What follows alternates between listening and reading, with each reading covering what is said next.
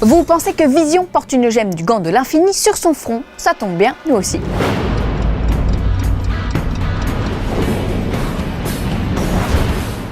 Bon, assez parlé de super-héros, aujourd'hui focus sur Disney et sur l'adaptation de La Belle et la Bête. Alors je ne vous parle pas de la version française de Christophe Gans avec Léa Seydoux et Vincent Cassel, mais de la version américaine. Et qui d'autre que la sublime Emma Watson pour jouer la Belle? Elle avait déjà été choisie par Guillermo del Toro pour jouer dans une autre version du conte de fées, mais le réalisateur a dû abandonner le projet qui est finalement tombé à l'eau. Conclusion, Emma Watson a rejoint le film Disney. Et c'est Dan Stevens qui prêtera ses traits à la Bête. Dan Stevens que vous avez peut-être croisé dans la série Downton Abbey et qui est en ce moment au cinéma dans La Nuit au Musée 3. L'autre recrue, c'est notre petit chouchou Luke Evans. On raconte même qu'il aurait laissé tomber The Crow pour faire ce film.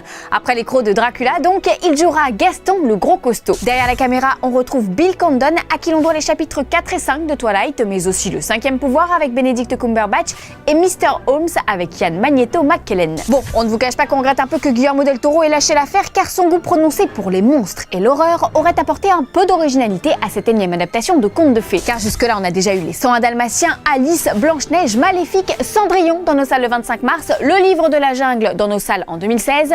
Des projets certes ambitieux, mais avouez qu'une créature made in del Toro aurait eu du chien. Ceci dit, la présence d'Emma Watson, réputée pour ses choix exigeants, a de quoi nous rassurer. Verdict en 2016.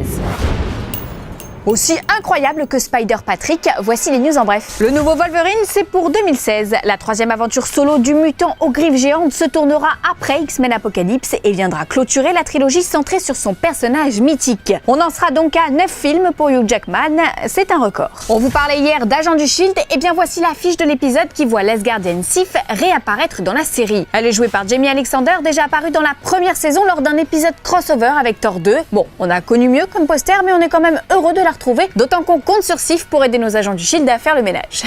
Aujourd'hui dans le courrier des fanzoniens, on répond à Gibbs78 qui nous demande des nouvelles d'Independence Day 2. Le nouveau projet de Roland Emmerich a obtenu le feu vert de la Fox et la production a d'ores et déjà commencé. Jeff Goldblum rempile et accueillera deux petits nouveaux, Liam Hemsworth et Jesse Usher. Le héros d'Hunger Games et celui de la série Survivors Remorse s'allieront pour la suite du film catastrophe de 1996. Independence Day 2 sortira au cinéma en juin 2016, soit presque 20 ans après le premier opus. Ça nous rajeunit pas tout ça.